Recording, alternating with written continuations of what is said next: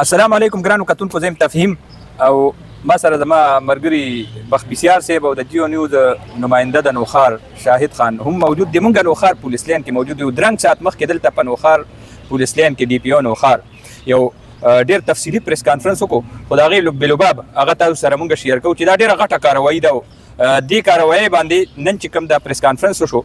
نو د یو ډېر غټ ګروپ اغواکار چې هغوی به د بیرون ملک د تلو جانسا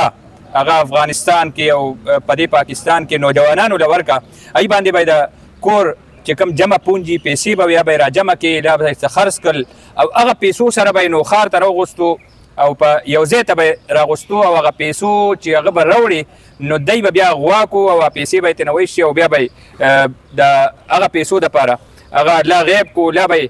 پیسې ترې ویشي او یو جرم یو شی شروع د ډېر وخت نه په دې نوښار کې او مختلفو ځایونو نه به یې خلک راغوستل. نو په خوله باندې دا ویل ډېره اسانه خبره ده، خو د دې چې کوم شاته په دې باندې کار شوی دی نو هغه د میاشتو باندې محیط دی او په میاشتو د دې هغه دې ته کسان مقررول او د دې راکې کول او دې پسې کسان لیږل رالیږل، نو دا یو ډېر لوی محنت یې غوستی دی. مونږ خو یو جي نوښار پولیس ته خراج تحسین پیش کوو، ډېره ښه کاروایي کړې ده. د اکوړه خټک پولیس سپیشلي چې هغې کوم ټیم پکې د دلچسپي اخیستې ده، کار یې کړی دی ډي اس پي اکوړه ای سی چو اکوړه، نو دی د دوی په محنت باندې دا شوی دی. زه به غواړم چې زما ملګري په دې باندې یو څو خبرې وکړي. بسیار صاحب دا څه شوي دي؟ ډېره مننه تفهیم الرحمان صاحب. کوم کیس چې نن دلته پریس کانفرنس په کوم کیس په حواله باندې وشو نو تفهیم صاحب که تاسو وګورئ نو دا یو انتهایي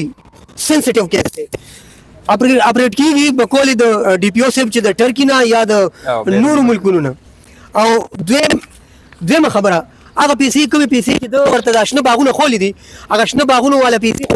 یو راغی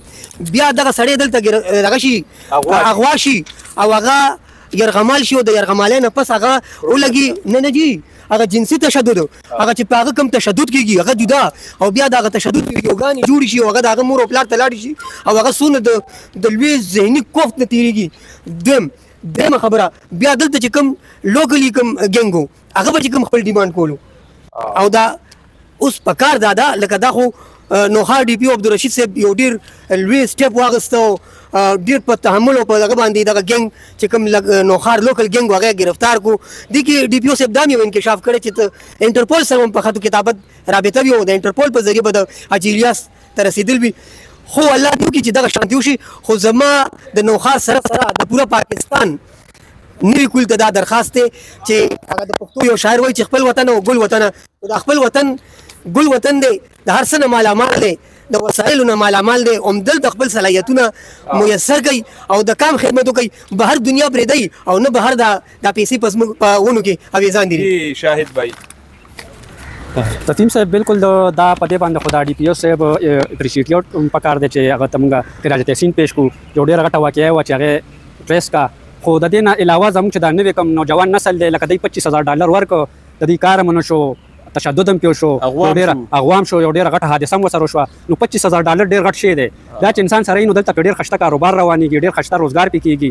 نو دی خو بس د بار هغه شنه باغونه دا هغه ځای هغه ماحول هغه ځای هغه دغه ته ګوري هغه نوجوانان لکه دې کې ډېر مور او پلار دا نه خوښوي چې زما د بچی د ما نه لرې لاړ شي، دغه دې لاړ شي، پالکان نه مني. خو د دې دپاره یو دغه پکار یو پیغام خلکو ته ورکول غواړي چې لکه بس چې تا سره دونه آمدن شته او ستا په دلته روزګار چلېږي نو زموږ دا دغه دی چې لکه دلته خپل روزګار وکړي. او بل د خلکو چې کوم دغه وکړو دوی خو $25,000 ورکړه،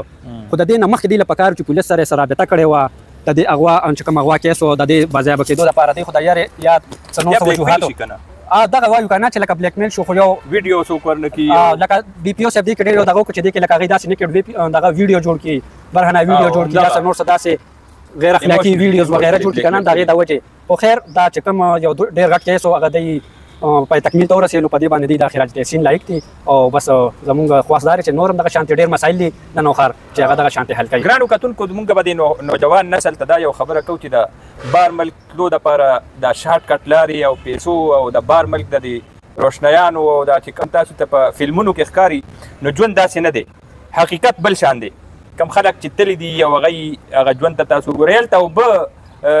رسېدل خو پرېږده چې ورسېد نو بیا به هلته کې د سکلو اوبه هم ته په پیسو ولې او هلته کې هغه وخت چې دی یو ګینټه ستا د ډالرو په بدل شو د هغې هغه ملک له بیا دی پیسې ورکوي باقاعده چې زه به دلته ژوند تېروم نو چې تر کله پورې ستا